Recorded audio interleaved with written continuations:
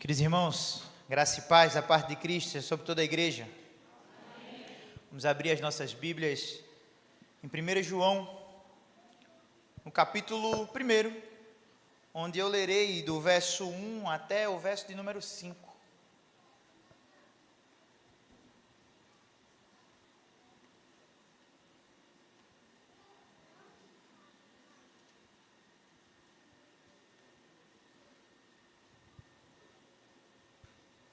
Primeira Epístola de João, capítulo 1, do verso 1 até o verso número 5.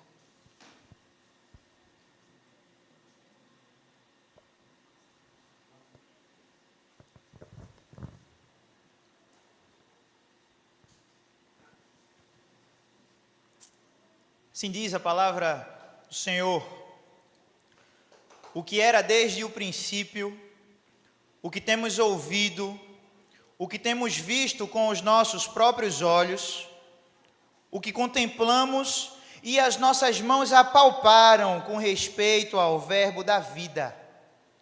E a vida se manifestou, e nós a temos visto, e dela damos testemunho, e vula anunciamos. A vida eterna, a qual estava com o Pai, e nos foi manifestada. O que temos visto e ouvido, anunciamos também a vós outros, para que vós, igualmente, mantenhais comunhão conosco. Ora, a nossa comunhão é com o Pai e com seu Filho, Jesus Cristo. Estas coisas, pois, vos escrevemos para que a nossa alegria seja completa.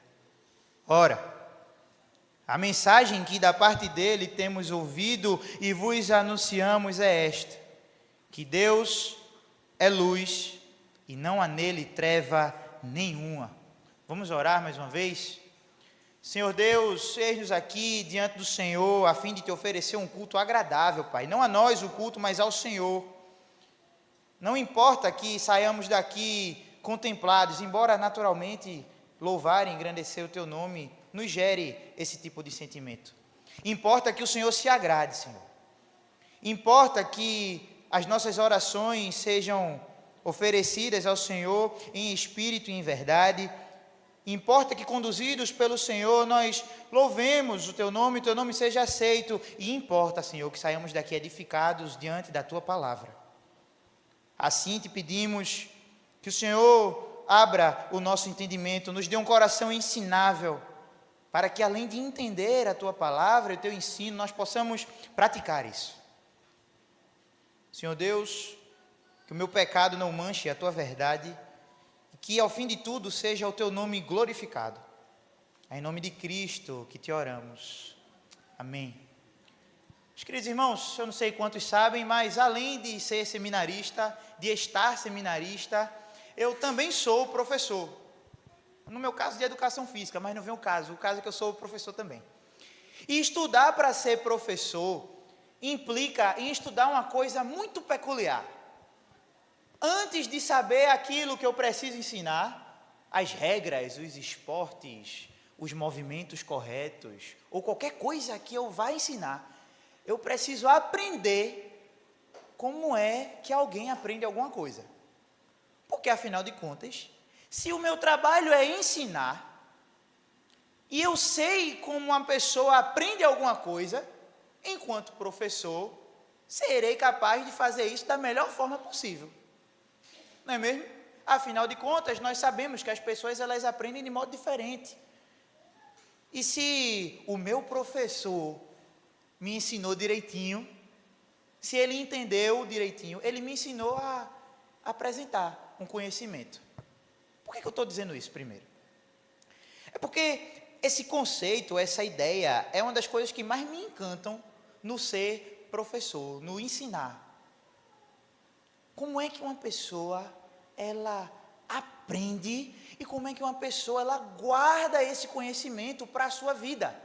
E existem vários teóricos que vão explicar da sua forma como é que se dá isso, como é que alguém entende alguma coisa. E de todas as formas, de todas as possibilidades, A que mais me encanta é uma corrente chamada empirismo. Porque o que eles dizem? Eles dizem que o sujeito, ele guarda melhor o conhecimento a partir das suas experiências. Não basta alguém me contar. Se alguém me contar, eu vou saber, eu vou explicar o que me disseram. Mas se alguém me contou, se alguém me ensinou, e eu fui lá experimentar se aquilo era de fato verdade, aí sim eu serei capaz de ter um conhecimento amplo sobre aquilo. E eles ainda vão explicar mais, eles vão dizer como é que isso acontece. Por exemplo, como é que eu sei que isso aqui é a Bíblia Sagrada, que contém aqui as verdades de Deus? Ora, fechado, eu vou olhar, vou ver um livro. Por que um livro? Porque eu já sei o que é um livro. Percebe? Fácil. Todo mundo sabe o que é um livro. Papéis encadernados que guardam alguma coisa, tem algum conteúdo ali dentro.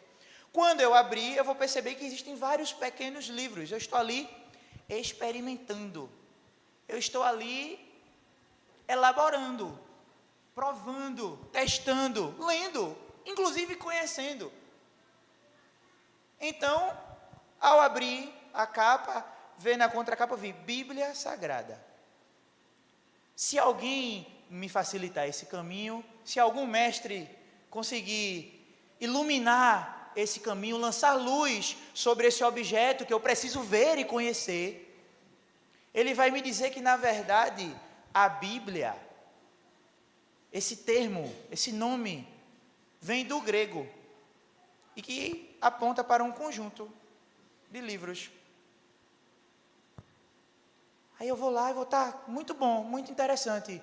Um conjunto de livros. Que legal, mudou a minha vida em quê? Bom mestre, como é? Vai me explicar que, olha, não é um conjunto de livros quaisquer que se encontram nas esquinas. Na verdade, aí estão as palavras inspiradas e preservadas pelo próprio Deus ao longo da história. A Bíblia, na verdade, não é só um livro. A Bíblia é a revelação especial de Deus. E é através dela que nós encontramos as palavras de vida eterna e as instruções, e as únicas instruções essenciais para tratar o nosso principal problema. E talvez eu diga, olha, tá, ok, parabéns por esse conhecimento.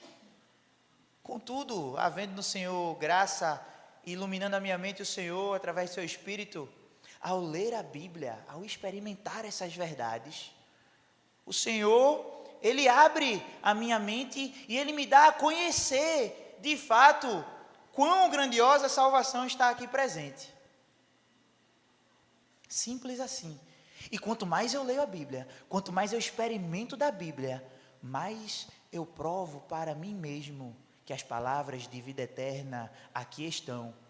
Sejam elas narrativas, sejam elas as poesias, sejam elas as profecias, ou os evangelhos, ou as cartas. Ao experimentar, ao provar, descobrirei e me deleitarei. E qualquer um aqui que fizer isso, chegará certamente na conclusão de que aqui existem mais do que meras palavras reproduzidas. Aqui existem as verdades sobre o Deus verdadeiro. Parece redundante, mas não é o caso. Quando nós conhecemos sobre Deus, quando nós descobrimos aquilo que Ele fez e faz na nossa vida, nós somos capazes, por Ele, capacitados por Ele, de nos colocar diante dEle, de nos dobrar, de adorá-lo e de viver a nossa vida de modo aprovado. Por que eu estou dizendo tudo isso? Porque quanto mais nós conhecemos, quanto mais nós sabemos, mais difícil será que o nosso caminho se perca. Quanto mais conscientes nós somos de quem Deus é, de quem nós somos e daquilo que Ele requer de nós, naturalmente reconheceremos aquilo que nos afasta dele e seremos capazes de nos desviar disso e focar nele e somente nele. É interessante discutir sobre isso porque essa epístola de João, ela surge em um momento onde a igreja ela era assaltada por falsos mestres. Mestres que vendiam um conhecimento equivocado. Outra coisa que não a verdade de Deus, como se verdade de Deus fosse. Aqui, nesse momento específico, uma heresia chamada docetismo. Eles ensinavam que Jesus Cristo, de fato, esteve aqui, mas que, na verdade, ele não era homem. Ele tinha aparência de homem, mas homem ele não era. Ele era um espírito, ele era um Deus, ele era algo diferente, mas que parecia homem. Contudo, nós precisamos ter muito cuidado ao analisar esses ensinamentos, porque é sempre no detalhe que nós nos perdemos e nos afastamos do Senhor. Meus irmãos, percebam o perigo. Era necessária a vinda do segundo Adão. Estava posto desde o Éden. E se o nosso Senhor e Salvador Jesus Cristo não fosse o Deus homem, vã seria a nossa caminhada, a nossa fé. Porque, afinal de contas, o sacrifício necessário apaga em sangue pelo meu e pelo seu pecado, estariam postas em xeque. Afinal de contas, o Deus verdadeiro disse, é necessário o segundo Adão. E aqueles homens estavam ensinando que não tinha um segundo Adão. E agora? É justamente para defender a integridade da mente dos irmãos que João vai escrever essa epístola. Um homem experimentado, um homem que viu, que apalpou o Senhor, que tinha credibilidade, que tinha lugar. Nos nossos tempos ele tinha lugar de fala, ele tinha o necessário para que abrisse sua boca e fosse ouvido nesses termos. Ele vai escrever a fim de consolidar de fato o que é a fé cristã, no que é que se deve acreditar. E ele não inicia o seu escrito com uma saudação, com nada diferente do que a verdade. Ele lança as suas credenciais, ele lança a sua experiência, e ele vai dizer nesse capítulo 1 inteiro o rudimento de tudo que vem depois. Ele vai dedicar o primeiro capítulo para dizer o seguinte: olha, eu vim aqui falar sobre o Deus verdadeiro e eu vim aqui falar sobre um crente verdadeiro. Em outro momento nós trataremos sobre o crente verdadeiro, mas hoje, do verso 1 ao verso 5, nós vamos tratar sobre o Deus verdadeiro, em apenas duas características. João, ele meio que abre a porta sem ser convidado e já chega falando firmemente: olha, eu vim aqui falar daquilo que eu sei, daquilo que a igreja sabe, daquilo que esses homens que lideram a igreja viram, ouviram da parte do mestre, daquilo que nós tocamos, e porque tocamos é verdade, e não tem como tocar no espírito. Percebe aqui? No detalhe ele corrigindo de cara, na largada, o grande erro que vinha sendo ensinado. Nós apalpamos, meus queridos. Nós experimentamos isso, então, tenham calma, porque nós vamos falar com propriedade do que é verdade de fato, sobre o Deus vivo, verdadeiro e encarnado. E nós vamos ver em um primeiro momento que o nosso Deus, inclusive nos nossos dias, Ele é um Deus que se revela. Volte seus olhos para o texto. O que era desde o princípio, que temos ouvido, visto com os nossos próprios olhos, contemplamos, as nossas mãos apalparam com respeito ao verbo da vida. E a vida se manifestou, e nós a temos visto, e dela damos testemunho, e vos-la anunciamos, a vida eterna, a qual estava com o Pai, e nos foi manifestada. O que é esse verbo aqui? O que é esse verbo da vida? Ele usa aqui a linguagem que abre o seu evangelho. Falando de Cristo, ele diz que no início era o verbo. Aqui ele diz que ele está falando sobre o verbo da vida, Jesus Cristo. Vocês que falam sem saber de Jesus Cristo, ouçam, leiam estas palavras e guardem essas palavras verdadeiras sobre Jesus Cristo. Jesus Cristo se manifestou, se apresentou nos seus próprios termos.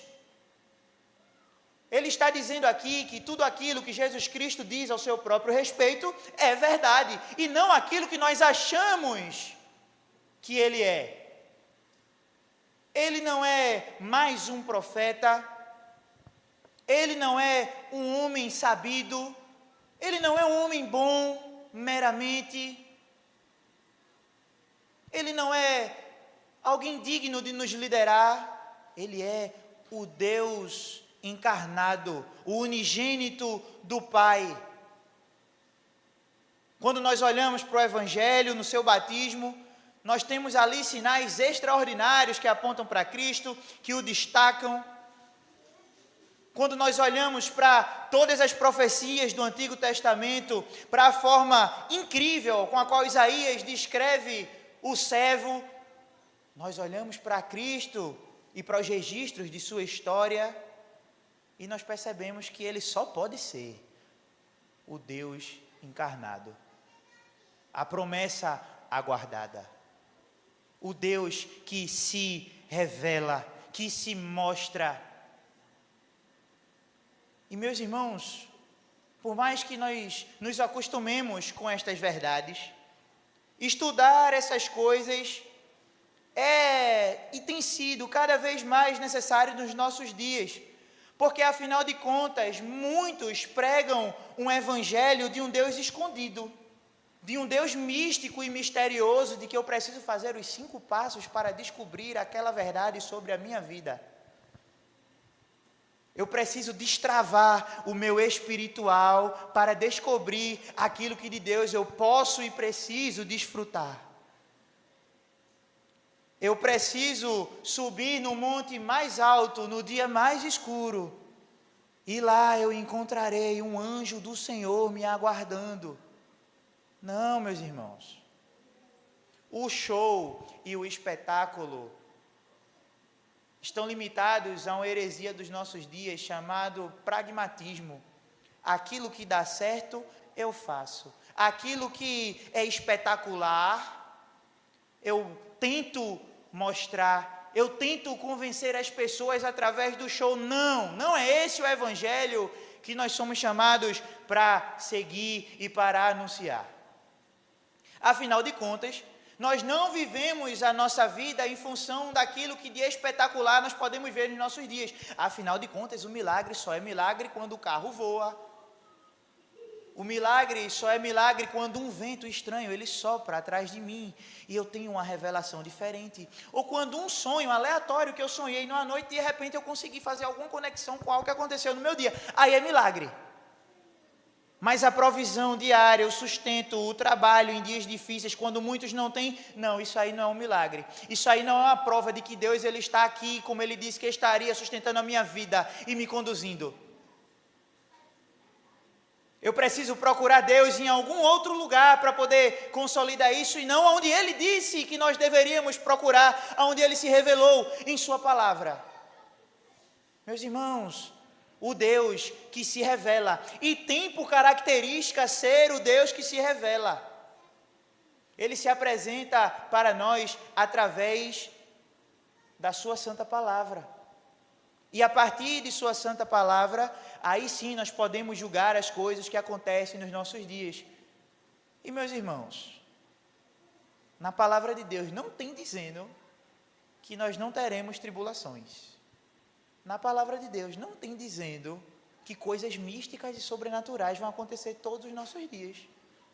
Não tem dizendo que nós vamos ver pessoas girando, entrando no manto, falando em línguas, nada nesse sentido. A palavra de Deus nos ensina que, havendo um encontro genuíno com Cristo, o Espírito passa a habitar em nós e a nos dar paz em meio às tribulações. A palavra de Deus nos ensina que no dia mais difícil, na noite mais escura, a nossa mente será refrigerada pelo conhecimento da verdade do nosso Deus. E nós teremos condições, porque o nosso Deus nos dará essas condições de perseverar. E isso servirá para nós como um testemunho de tão grande salvação e nos dá segurança de que, chegando à morte, nós desfrutaremos da glória. Isso sim a Bíblia guarda para nós. Por que nós sabemos disso? Porque o Deus verdadeiro, Ele se revelou e Ele mostrou isso para a gente. Ele revelou para nós, Ele nos ensina. E é nos seus ensinos que nós devemos guardar a nossa mente, o nosso coração. Mas tem outra característica extremamente importante. Além do Senhor ser um Deus que se revela e que mostra aquilo que nós precisamos saber a seu respeito, Ele é um Deus que caminha perto. Ele não criou o mundo, deu corda e foi embora para ficar assistindo e comendo uma pipoca no seu sofá celestial. Não. Ele é um Deus presente. Ele é um Deus que conduz a sua igreja e Ele faz isso de modo constante, adequado. Volte os seus olhos para o texto. O que temos visto e ouvido, anunciamos também a vós outros, para que vós igualmente mantenhais comunhão conosco. Ora, a nossa comunhão é com o Pai e com o Filho, Jesus Cristo. Estas coisas, pois, vos escrevemos para que a nossa alegria seja completa. A mensagem que da parte dele temos ouvido e vos anunciamos é esta: Deus é luz e não há nele treva nenhuma. Nós começamos aqui falando sobre conhecimento, sobre como conhecer adequadamente, como conhecer melhor o nosso Deus, que não caminhando com Ele, que não desfrutando da presença dEle. João, privilegiado na nossa história, nos nossos tempos, ele literalmente comeu, dormiu e aprendeu da parte de Deus. Jesus Cristo ensinou aqueles homens tudo o que para ele era muito caro. Ele ensinou e fez daqueles homens guardiões das verdades mais elementares do Evangelho. Ele ensinou como pastorear. Ele ensinou como viver a vida. Ele ensinou como reagir aos faltosos e aos que merecem algum tipo de honra. Ele ensinou como tratar na justa medida o rico e o pobre, o sábio e o nécio. E esses homens aprenderam justamente pelo fato de que Jesus Cristo os ensinou no dia a dia. Como é, meus irmãos, que nós podemos ter esse mesmo tipo de aprendizado? Porque aí é muito fácil, né? Eu apontar para João, pensar nos dias de Cristo, pensar no privilégio do apóstolo e olhar agora, então, gente, a gente tem que ser igual. Porque afinal de contas, Deus continua. Como é que isso está certo? Como é que há a resposta para esse tipo de problema? A palavra de Deus nos ensina que a igreja do Senhor é o corpo dos crentes. A igreja do Senhor, ela é composta por irmãos que servem justamente para caminhar juntos. É na igreja do Senhor que nós aprendemos o que é ser um crente. Como é que um crente pensa? Como é que um crente se comporta? Como é que um crente age para tomar as suas decisões e fazer os seus planos? Como é que ele tem as suas reações no dia difícil e quando é pego de surpresa? É dentro da igreja, e não entenda a igreja simplesmente essa estrutura, que também faz parte disso que eu estou falando, mas é a igreja de casa em casa, é a igreja que visita nos lares, é a igreja que muitas vezes nem sabe, mas um amigo que divide a fé que sabe que o próximo está em dificuldade e vai lá. Porque afinal de contas, nós nos acostumamos a dizer, olha, se precisar de qualquer coisa, pode chamar que a gente vai dar um jeito de resolver. Mas nós nos esquecemos que além de dizer essas palavras, nós precisamos nos fazer disponíveis. Quantas vezes, meus irmãos, nós não nos vimos precisando de ajuda, e quando fomos pedir ajuda a algum irmão em Cristo, essa ajuda simplesmente não foi oferecida. Quantas vezes algum irmão nos requereu ajuda, e nós, de maneira egoísta, não estendemos a nossa mão.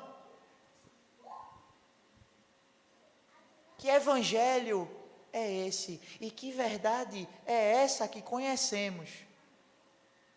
Que nos permite ousar não agir conforme o nosso Jesus, o nosso Messias, o nosso Deus nos ensinou. Nós nos damos facilmente o direito de nos irar, mas o perdão, esse nós retemos, porque é o meu direito. Perceba que só há completude na igreja, a alegria só é completa a partir do momento em que há um conhecimento pleno do que é de verdade que Deus requer, e esse conhecimento ele é transmitido, porque afinal de contas, o Senhor faz o que faz com um propósito, Ele tem um propósito na nossa vida, Ele se revelou para nós a fim de nos proporcionar a oportunidade de salvação, Ele opera a obra da salvação na nossa vida.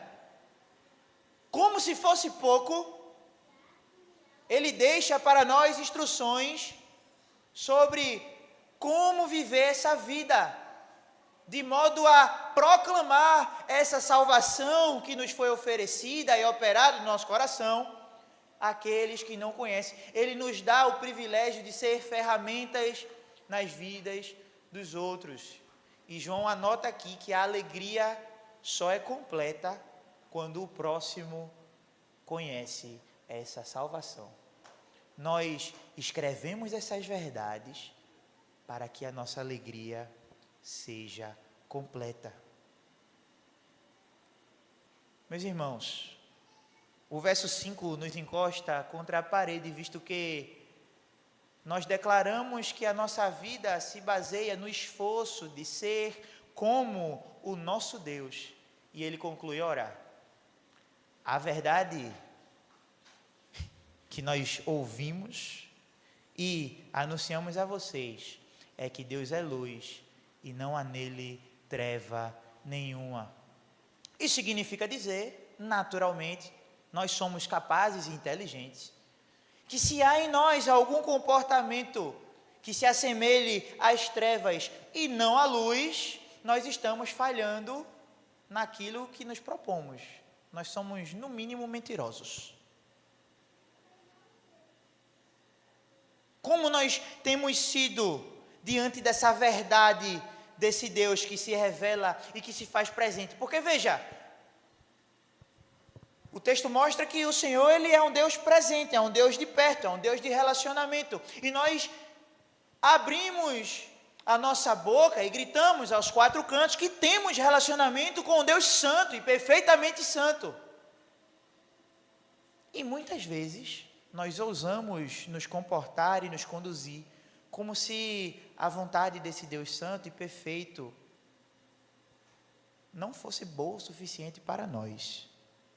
E nós andamos voluntariamente em trevas, como se o nosso Deus ele não habitasse em nós e não conhecesse até o mais profundo cantinho do nosso coração.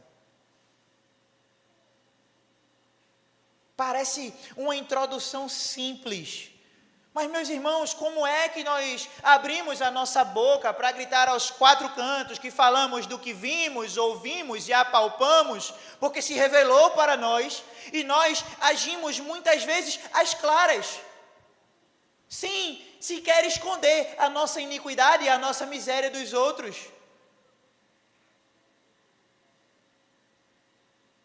Como se não conhecêssemos o Senhor da verdade. como se esse Deus perfeito não fosse revelado para nós. Nós ousamos nos ajuntar no culto solene.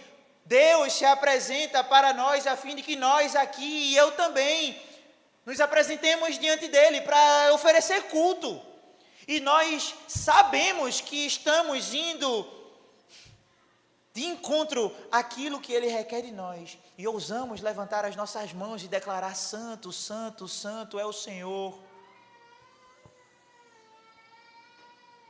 Meus irmãos, nós não podemos nos dar ao direito de nos comportar de maneira hipócrita diante do único ser capaz de sondar até o íntimo do nosso ser. Quantos salmos nós não lemos e percebemos o salmista muitas vezes entrar em crise, mas Senhor, por que é que o Senhor me fez assim? No sentido de que, por que o Senhor me honra? Por que o Senhor me salvou? Salmo 8, por exemplo, quando contemplo os céus, a criação, Senhor, o que é o homem para que o visites? Senhor, o que somos nós, pecadores, miseráveis? Que valor temos nós? Ao mesmo tempo, o salmista, no dia mau, ele reconhece: não fosse o Senhor, Israel que o diga. No dia que o Senhor restaurou a nossa sorte, a sorte de Sião, de modo literal, ficamos como quem sonha. No dia que reconhecemos tão grande salvação, nossa boca se encheu de riso. Todo mundo viu o que o Senhor fez. Até os ímpios viram o que Deus fez e reconheceram o que Deus fez. Nós, nos nossos dias, nas nossas oportunidades, quando reconhecemos aquilo que o Senhor fez na nossa vida, quanto nos alegramos e exaltamos o nome do Senhor.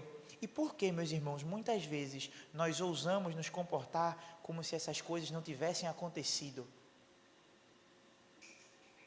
Tratamos Deus como se Ele fosse um tolo, um louco, um qualquer. Veja, por mais duro que isso pareça, eu tomei primeiro. Não pensem que eu estou aqui falando como se eu fosse perfeito em todas essas questões. Não, todos nós continuamos pecadores. Nós, infelizmente, tropeçaremos sim ao longo dessa vida, que ainda sofre o dano da queda, mas nós não podemos fazer disso uma desculpa. Nós não podemos fazer disso um motivo para lavar as nossas mãos e seguir como se nada tivesse acontecido. Afinal de contas, a palavra de Deus nos ensina que o perdão ele nos é dado à medida que nós nos arrependemos, nos voltamos ao Senhor e nos quebrantamos diante dele. Como seremos perdoados se não nos quebrantamos diante do nosso Deus, o único capaz de nos perdoar? Não, meus irmãos, eu não estou dizendo aqui que a salvação ela pode ser perdida. Não, não é isso. Mas a Bíblia nos ensina que o Senhor há de nos levar aonde Ele precisar nos levar, a fim de nos conduzir ao arrependimento.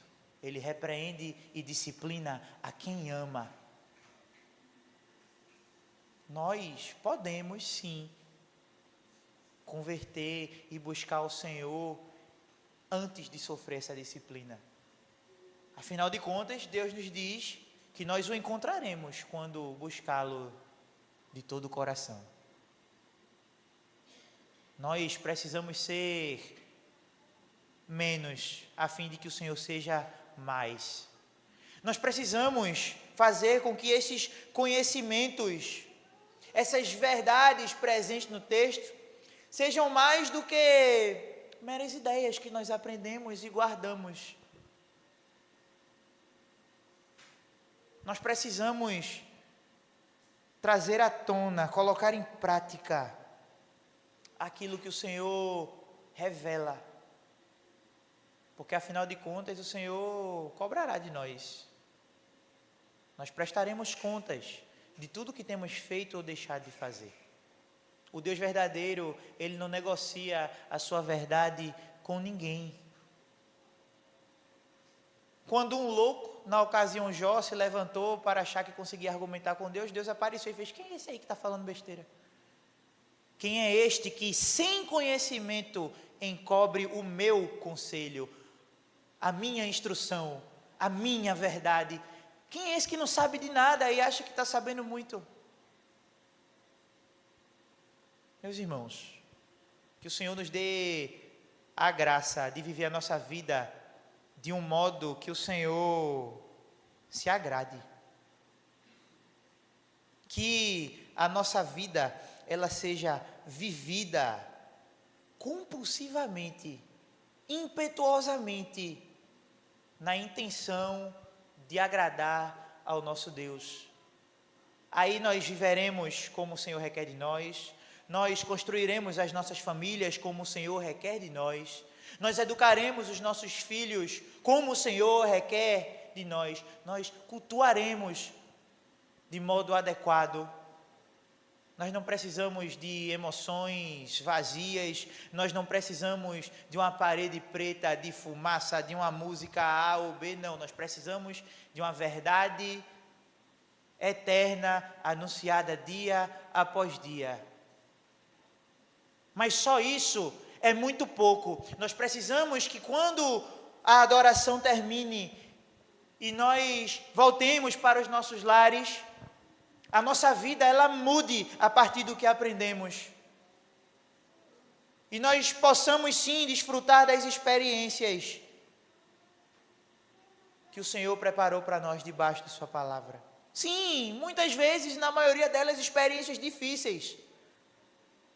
Mas quantas vezes, meus irmãos, aqueles que não conhecem a verdade olharam para nós e para as nossas reações, para aquilo que vivemos e disseram: que pessoa louca.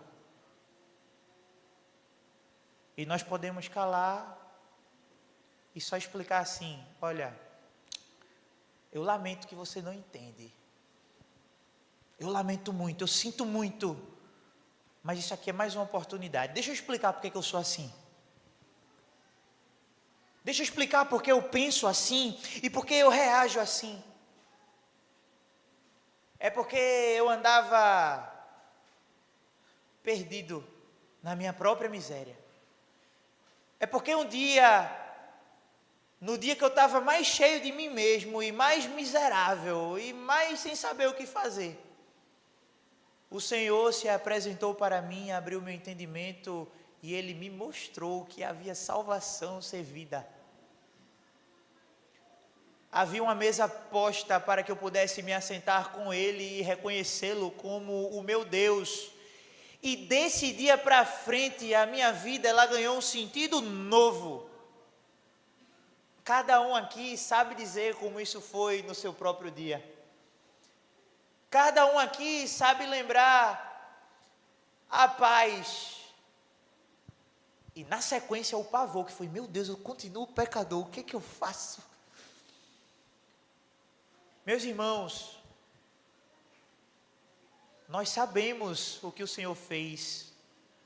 Nós sabemos o que o Senhor faz na nossa vida e nós sabemos o que Ele prometeu fazer. A minha oração no dia de hoje, diante desse lembrete de que o Deus verdadeiro, Ele se apresenta e Ele está em nosso meio, Ele seja suficiente para que, se há algo que precisa ser tratado na nossa vida, que seja tratado. Se há algo que precisa ser ajustado diante de Deus, que seja ajustado rapidamente, apressadamente. Porque terrível coisa é cair nas mãos do Deus vivo. Ele não tolera pecado, Ele não passa a mão. Ele abate o soberbo, Ele humilha o arrogante, Ele trata na justa medida. Meus irmãos, que a nossa mente, o nosso coração perceba que inclusive o tratamento do Senhor, como diz um pastor, e eu aprendi a repetir, são palavras de esperança. Porque terrível coisa, meus irmãos, seria ouvir estas mesmas palavras e, ao invés de ter certeza de que o Senhor nos salvou e nos comprou com o seu próprio sangue, Ele voltou as costas para nós. Terrível coisa, meus irmãos, era que, se ao fim de todas essas verdades não houvesse para nós uma mão graciosa estendida dizendo: arrepende-te, porque ainda dá tempo. Meus irmãos, que o Senhor brilhe com o seu conhecimento, que o Senhor ilumine a nossa mente com salvação, que o Senhor nos dê a capacidade de curvar diante dEle e render e adorá-lo por quem Ele é. Afinal de contas, nós andávamos perdidos, segundo o nosso próprio entendimento, como ovelhas perdidas, como aqueles que não têm volta. E o Senhor se moveu em nosso favor e nos puxou para si. Antes de cantar, como somos acostumados a fazer em resposta, eu gostaria de dar aos irmãos alguns instantes de oração, uma oportunidade para que você possa aproveitar que estas palavras ainda estão frescas na mente e esquadrinhar a si mesmo e orar diante do Senhor, colocando diante dele tudo o que precisa ser ajustado. E se pela graça do Senhor não houver nada que precise ser ajustado, agradeça ao Senhor, porque nós só somos capazes de fazer algo bom, de viver uma vida digna, porque o Senhor nos sustenta. Na sequência, quebrarei o silêncio com a oração e nós louvaremos ainda mais uma vez o Senhor.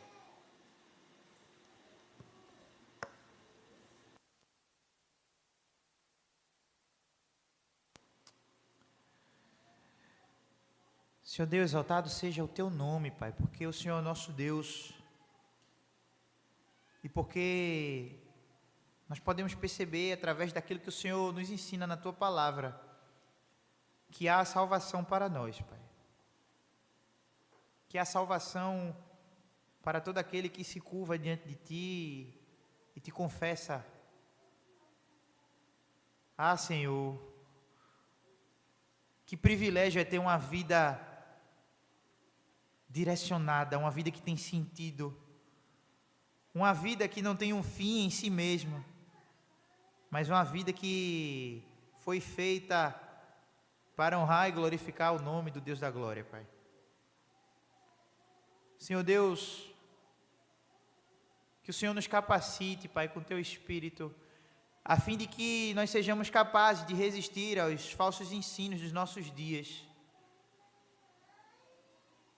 Que o Senhor nos ajude a preservar na nossa mente a verdade de que o Senhor é Deus, o Senhor é um Deus que se mostra na medida do que é necessário saber.